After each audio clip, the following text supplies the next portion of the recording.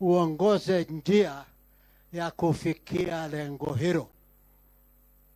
Shukrani kwa kunisikiliza.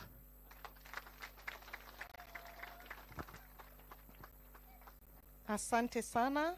Thank you very much, Honorable Gitu and James Kahengeri, for the invaluable insights. Indeed, he is a shujaa wa Mau Mau. In the interest of time, I'll now welcome Senator Busia County. He is also a member of the Justice, Legal Affairs and Human Rights Committee. He's also popularly known as Mtetezi wa Wanyonge. I know we had so much of Honorable Kio Mtata during the finance bill. Sindio? Karibu sana. Honorable, give us your remarks.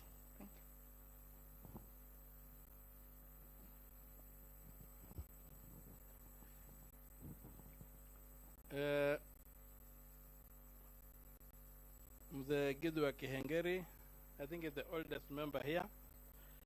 Honorable, Right Honorable Prime Minister, Honorable Raila Amolo Odinga, and all my fellow brothers and sisters in the struggle, hamjambo. But nimeshukuru sana kuwa hapa na kusikia machache ambayo nimesikia. Nimekuja kuchelewa kwa sababu mnapojua saa hii tunakaa kama majaji kule kwa Senate kuamua mambo yenye imetoka Meru. Na tumepatiwa break ya saa 1:30 na nikaona nikimbie nije hapa tusalimiane alafu nirudi niendelee na ile kazi mlinipea. So asanteni sana.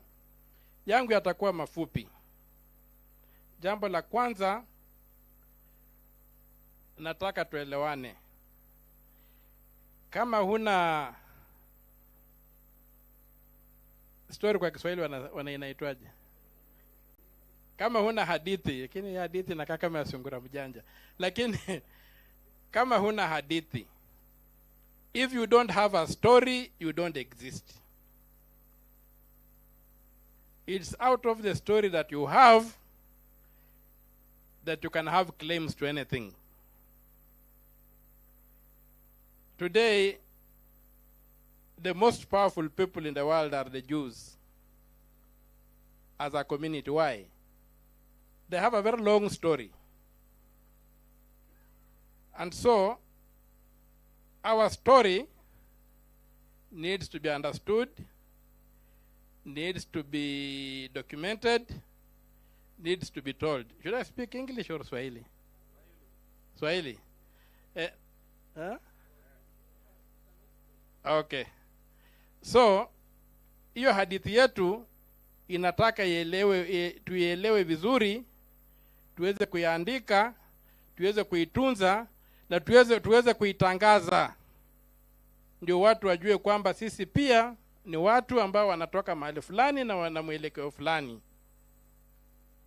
Na ndio maana katika seneti tumeamua kwamba haya mambo haya makosa yaliyotendwa na wakoloni ni lazima yaandikwe. Na kwa sasa hivi tunajaribu kutengeneza tume ambayo tunataka kwenda kwa kila county yaandike ni vitu gani wakoloni walitenda. Kama walipora mali yenu, mlikuwa na dhahabu kama Kakamega, itaandikwa na tutafute hiyo dhahabu ilienda wapi na iregeshwe kwa wenyewe. Tumeelewana? What I'm saying is that right now in the Senate, we have made a decision to document the atrocities that were done by the colonialists in this country. And we are going to form county-based committees of detail to interrogate and audit our narrative, to be able to ferret out violations of human rights and other crimes against humanity. And then from there, we would want to make it a state project to demand reparations. It will not be done by NGOs. It has to be the state with the support of NGOs, not the NGOs leading the fight. That's what I think in the Senate we have resolved, and we are working towards the legal framework for doing that. Jambo la pili, huu msukumo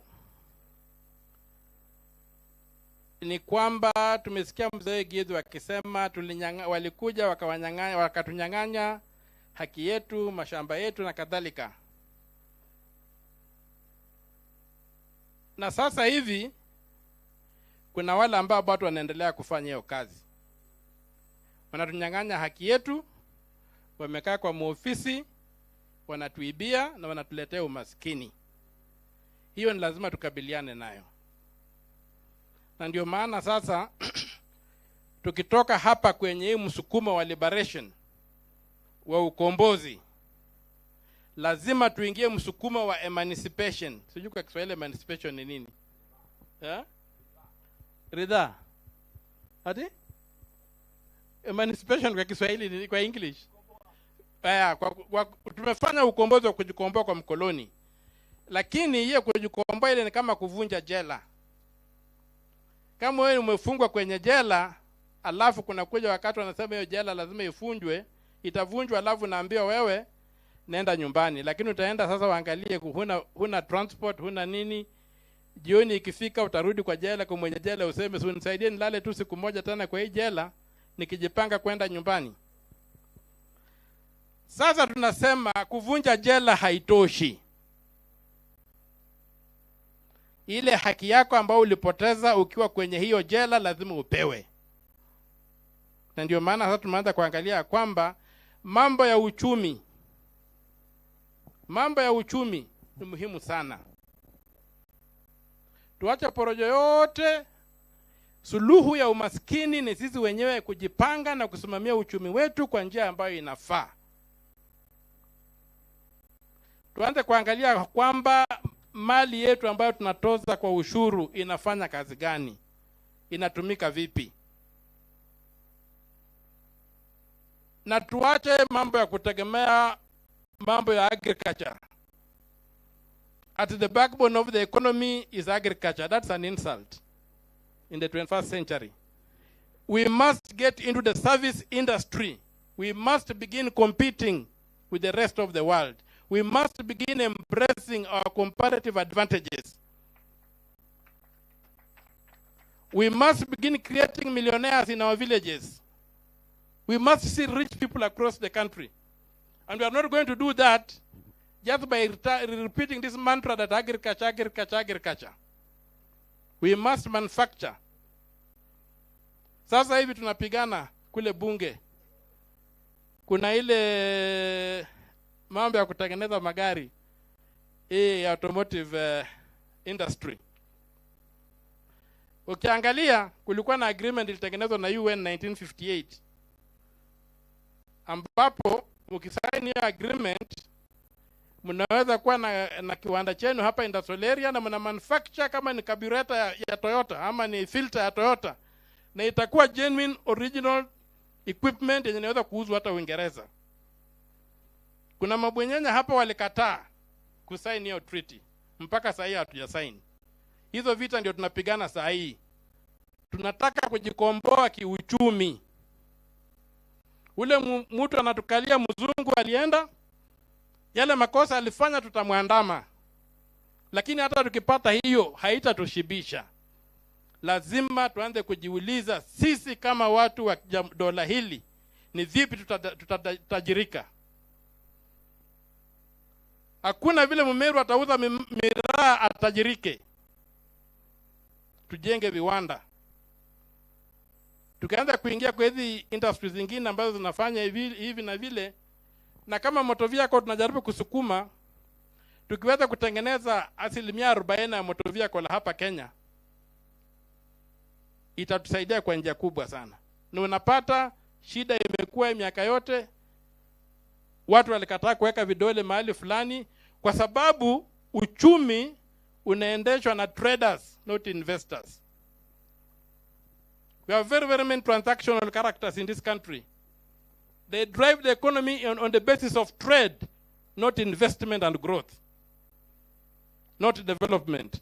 And that is where we must take our next frontier, to fight so that we can get emancipation, so that we can get rich people in this country, so that we can get to compete with the rest of the world. But to get there, we must tell our story of where we are coming from. And that's why efforts like these are extremely important. Because we must be able to remind people that at one time, some people thought we did not deserve to live in this country. And they wanted to exterminate us. And that can happen again. So how do you protect against that? It's the same people, it's the same ideologies, everything is the same. So how do we protect ourselves from these existential threats that are coming? Look at the history of Africa. Look at the leaders who were assassinated. What kind of leaders were they? Look at the history of Africa. Look at the leaders who find it impossible to ascend to power even when they win elections. They can't ascend to power. What history is that? What does it tell us? So beyond liberation, let us look at emancipation.